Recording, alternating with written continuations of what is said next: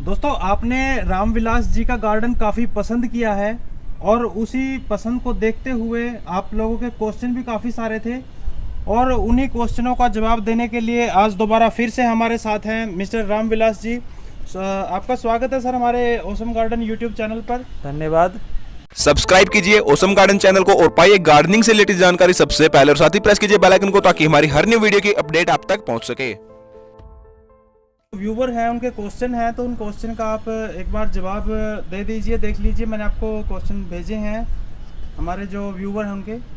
ठीक है, मैं क्वेश्चन के जवाब दे रहा हूँ तो आई होप कि सभी को बहुत अच्छे से क्लियर होगा। नहीं क्लियर होगा तो फिर भी आप दोबारा से आप क्वेश्चन पूछ सकते हैं कमेंट बॉक्स में जाके।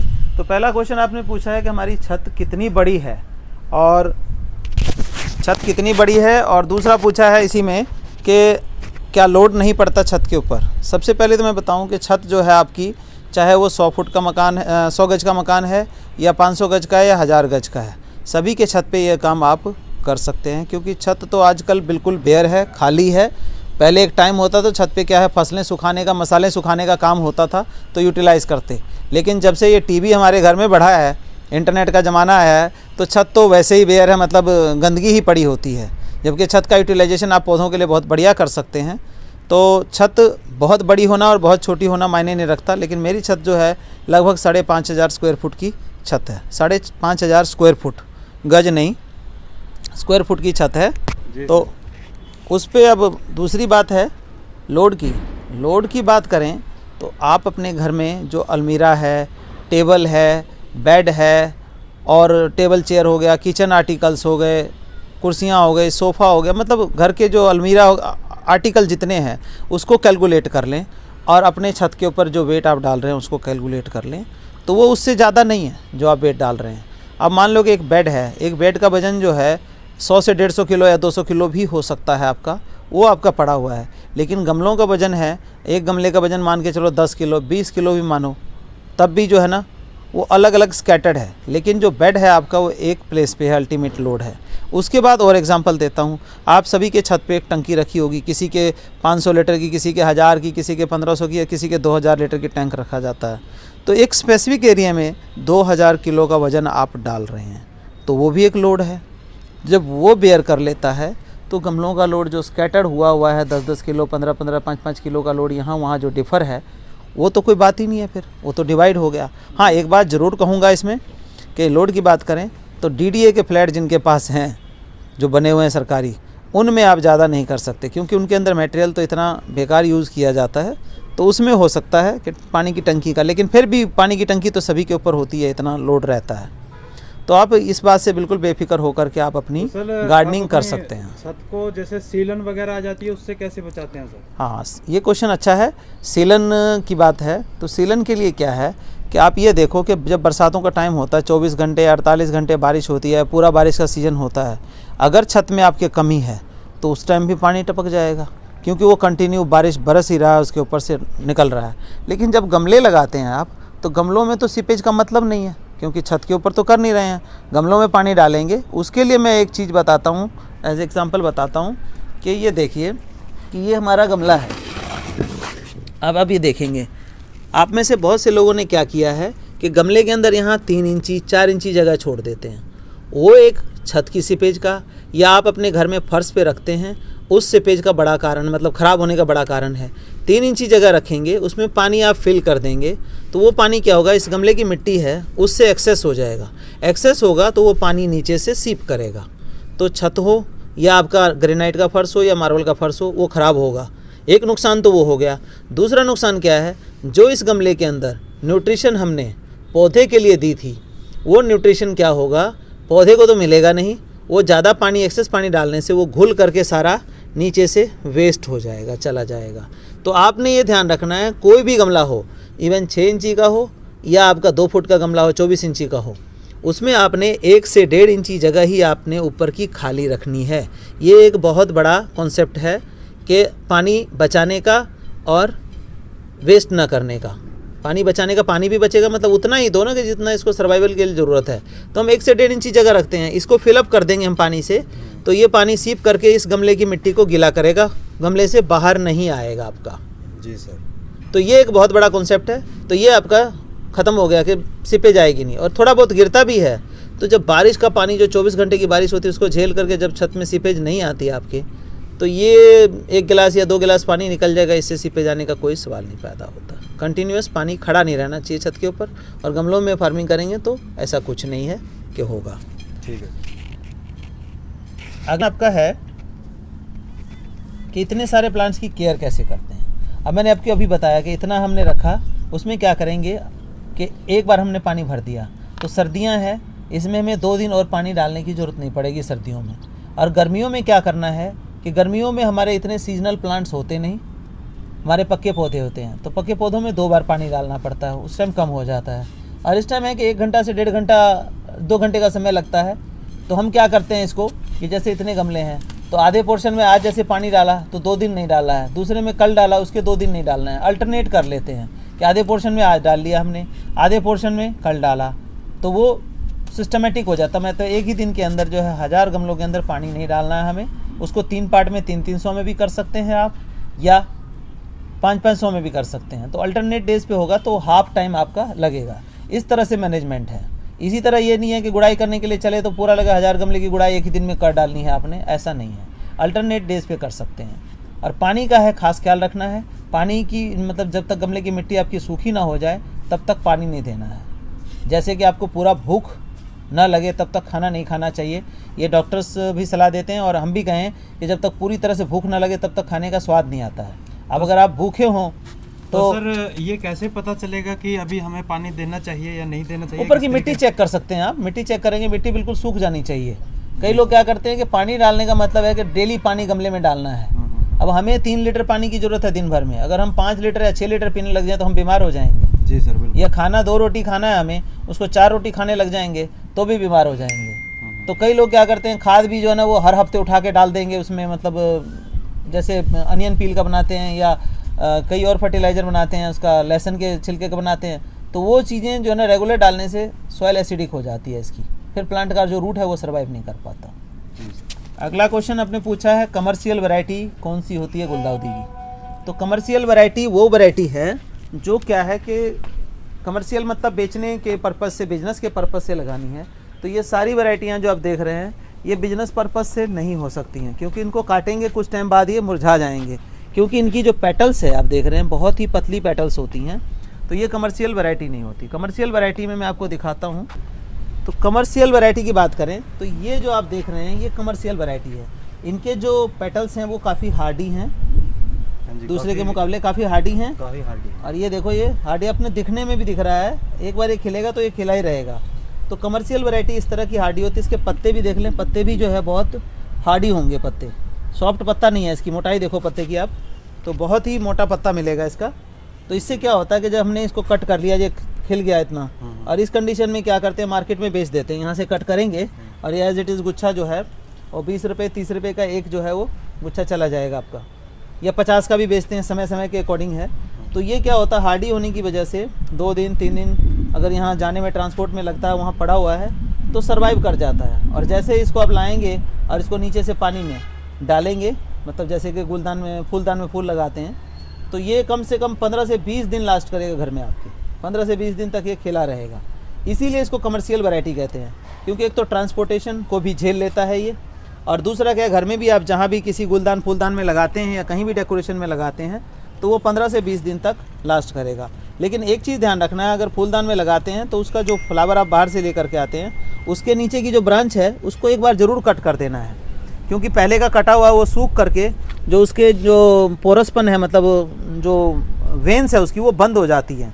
तो उसको दोबारा काट देंगे और पानी में डालेंगे तो वो पानी को सिप अप कर लेगा जल्दी से, वेन्स खुल जाएंगी उसकी, नहीं तो वेन्स लॉक हो जाती है एक टाइम के बाद। ठीक है सर। तो ये कमर्शियल वैरायटी हैं, ये 2 वैरायटी दिखाई मैंने, एक ये कमर्शियल में भी ऑरेंज में आ रही है, ये भी कमर्शियल वैरायटी है, और एक अभी मैंने 3-4 वैरायटी कमर्शियल की रखी हुई है। आप एक ये देखेंगे, ये भी काफ़ी हार्डी है, तो ये भी कमर्शियल वैरायटी में आती है। ठीक है सर। आप इसी में आपने क्वेश्चन पूछा था खुशबू वाली कौन सी वैरायटी होती है। हाँ जी। तो इसमें जो क्राइसेंथेमम के अंदर है खुशबू वाली 2 वैरायटियाँ होती है, मतलब जो हमारे नॉलेज में है, होती तो बहुत सारी होंगी और भी, बट मेरे पास जो है 45-55 वैरायटीज़ में से 2 वैरायटी जो हैं वो है खुशबू वाली, मतलब फ्रेग्रेंस फैलाने वाली। तो ये वैरायटी आप एक देख लो, ये पॉम्पॉम है, येलो पॉम्पॉम, और ये जो है बहुत बढ़िया खुशबू वाली होती है। अगर 10 गमले आपने लगा लिए और अच्छे से आपकी इसकी केयर हो गई तो मतलब ये है कि आपका आसपास का जो एटमॉस्फेयर है मतलब घर के, वो बढ़िया फ्रेग्रेंस वाला हो जाएगा। तो ये किए हैं। और एक और देसी बिल्कुल वैरायटी होती है, छोटी सी आती है बिल्कुल, बटन बोलते हैं उसको। तो वो बटन जो क्रिसैंथेमम है उसमें से भी फ्रेग्रेंस आती है। तो ये 2 वैरायटियाँ मेरे पास ऐसी हैं जिसमें खुशबू चलती है। तो ये क्लियर हो गया होगा आई थिंक। हाँ जी सर। अगला आपने क्वेश्चन पूछा है कि जो फ्रूटिंग प्लांट है उसमें आपके फ्रूट्स आते हैं, मतलब फ्लावर आता है लेकिन फल नहीं दिखता। तो उसके लिए मैं बताऊंगा कि आपने गमले में लगाया है या ज़मीन में लगाया है, वो बताना है, दोनों ही। ओके। तो आपने पूछा है कि फ्रूटिंग प्लांट्स में फूल बहुत आता है लेकिन फल नहीं लगता। उसके पीछे का रीज़न मैं बता रहा हूँ आपको। सबसे पहली बात तो आपने, कई लोगों ने छत पे लगाया, घर में लगाया, तो क्या करते हैं कि गमला का जो चुनाव करते हैं आप, वो बड़ा छोटा ले लेते हैं। जैसे फ्रूट प्लांट है तो वो 10 इंची 12 इंची गमले में चलना मुश्किल हो जाता है, मतलब नाम के लिए 1-2 फ्रूट लग जाएगा, बाकी नहीं लगेगा। और दूसरी बात क्या है कि न्यूट्रिशन आपने उसमें क्या दिया, टाइम टू टाइम न्यूट्रिशन चाहिए, मतलब इनको ताकत चाहिए तभी। अब देखो ये चीकू प्लांट है मेरा, और चीकू प्लांट में देखिए कितना फल लगा हुआ है, और कोई ज़्यादा बड़ा नहीं है। 200 लीटर का जो ड्रम होता है उसका हाफ किया हुआ है। ये लगभग 5 साल का प्लांट है, हाफ है, 2 फुट के अराउंड भी हाइट नहीं होगी इसकी। इसमें 5 साल से है। और इसमें आप फ्रूटिंग देख लो कि जहाँ कोई टहनी ऐसी नहीं है जिसके अंदर फल ना लगा हुआ हो। और फ्रूटिंग के साथ साथ ये देखो फ्लावरिंग भी हो रही है, कुछ फ्लावरिंग भी हो रही है इसमें, और कुछ नए फ्रूट्स बन रहे हैं। देखिए जैसे फ्लावरिंग हुई ना, तो इसके साथ ये नया फ्रूट बन गया है जी।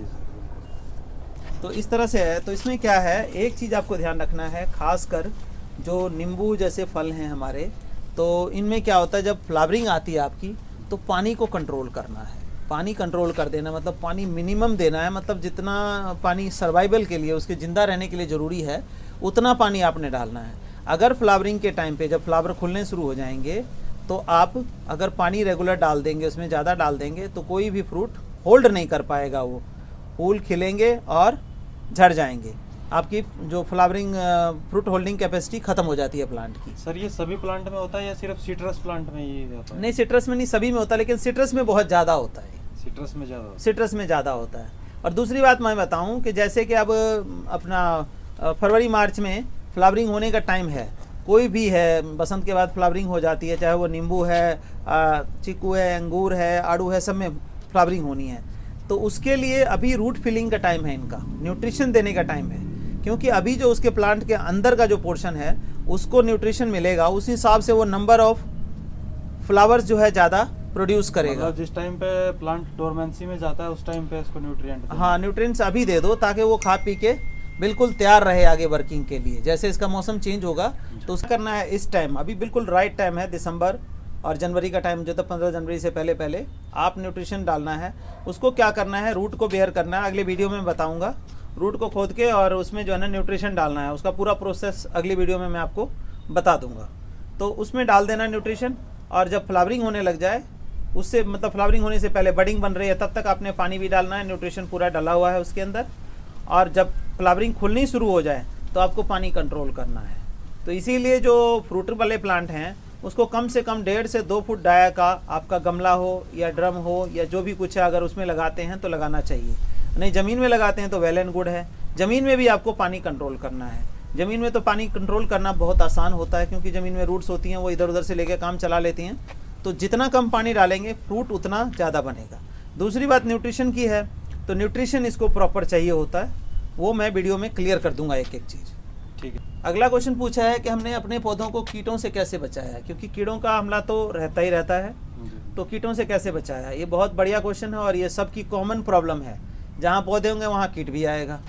कीट भी आएगा, तो कीट के लिए हमारे कई फार्मूले हैं। एक तो नेचुरल कह लो, ऑर्गेनिक कह लो तरीके से, और दूसरा जो है हमारा वो इनऑर्गेनिक तरीके से जो केमिकल पेस्टिसाइड हम यूज़ करते हैं। तो केमिकल पेस्टिसाइड के हमारे नुकसान बहुत हैं। केमिकल पेस्टिसाइड हम में से आज जो अवेयर हो गए हैं लोग बिल्कुल नहीं यूज़ करना चाहते हैं। जो कमर्शियल पॉइंट ऑफ व्यू से करते हैं उनको तो धड़ल्ले से चल रहा है, उनको कोई फ़र्क नहीं पड़ता। खैर कमर्शियल वालों को, उनको तो फसल उगानी है, मतलब वो जहर डाल के हो गए या अमृत डाल के हो गए, उससे मैटर नहीं करता। लेकिन हम खाने वालों को जो अवेयर हो गए हैं उनको बहुत मैटर करता है। तो हम दो तरह का पेस्टिसाइड यूज़ करते हैं। एक तो हम अपना जो बनाते हैं पेस्टिसाइड वो, और दूसरा जो केमिकल है। तो केमिकल को तो हम अवॉइड करते हैं, जितने पौधे देख रहे हैं तो हम केमिकल पेस्टिसाइड को बहुत मजबूरी में डालते हैं, अदरवाइज नहीं डालते हैं। जब ज़्यादा अटैक हो जाता है पौधों पर इंसेक्ट का, तभी केमिकल इंसेक्टिसाइड हम डालते हाँ, हैं। तो अदरवाइज जो अगर हमें बचाव करना है किसी चीज़ का तो हम ऑर्गेनिक से कर लेते हैं, या फिर कम अगर कीड़े हैं तो उन्हें हम भगा सकते हैं ऑर्गेनिक तरीके से। उसके भी मैं तरीके बता रहा हूँ कि ऑर्गेनिक पेस्टिसाइड हम डालते हैं। आप किसी चीज़ को, बीमारी को स्टार्टिंग में पकड़ लें, ध्यान रखेंगे, तो अगर एक दो कीड़ा लगा तो आपका ऑर्गेनिक पेस्टिसाइड से हो जाएगा क्लियर, कोई दिक्कत नहीं है। बहुत ज़्यादा जब बिल्कुल ही पौधा मरने लायक हो जाए तब उसके ऊपर वो डालते हैं, और फिर भी बचना मुश्किल हो जाता है।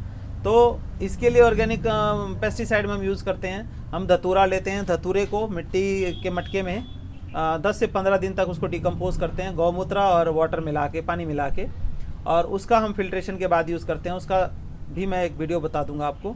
और दूसरा तरीका है, हम एक बैक्टीरिया कल्चर है, उसमें नीम ऑयल को 8 से 10 दिन के लिए डिकम्पोज होने के लिए छोड़ते हैं। नीम ऑयल को जो है तोड़ करके अलग अलग वो कर देता है बैक्टीरिया कल्चर, तो उसका पेस्टिसाइड जो है वो बेस्ट बनता है। उसका भी छिड़काव हम करते हैं। अपना 1 लीटर के अंदर जो है वो 20 से 30 ml जो है उसमें डालते हैं 1 लीटर में, और उसका स्प्रे करते हैं, उससे रुकता है। तो ये हमारे ऑर्गेनिक पेस्टिसाइड्स कुछ हो गए। कुछ जो है लहसुन और जो तेज मिर्च, हरी मिर्च होती है, उसकी चटनी, उसको छान के उसका स्प्रे भी करते हैं, तो उससे भी सुंडी जैसी चीज़ें हैं, एफिड जैसी चीज़ें हैं, वो ख़त्म हो जाती हैं। तो इस तरह से हम अपने पौधों को बचा सकते हैं। ठीक है सर, आपने बहुत अच्छी जानकारी दी हमारे व्यूवर को, आपका बहुत बहुत धन्यवाद। तो दोस्तों, अगर आपको वीडियो पसंद आई है तो ज़्यादा से ज़्यादा शेयर करें सोशल मीडिया पर, और चैनल को सब्सक्राइब करना बिल्कुल ना भूलें, क्योंकि प्लांट से रिलेटेड इन्फॉर्मेशनल वीडियो मैं आपके लिए लेकर आता रहता हूं। दोस्तों, मिलते हैं नेक्स्ट वीडियो में किसी नई जानकारी के साथ। तब तक मुझे इजाज़त दीजिए। जय हिंद, जय भारत।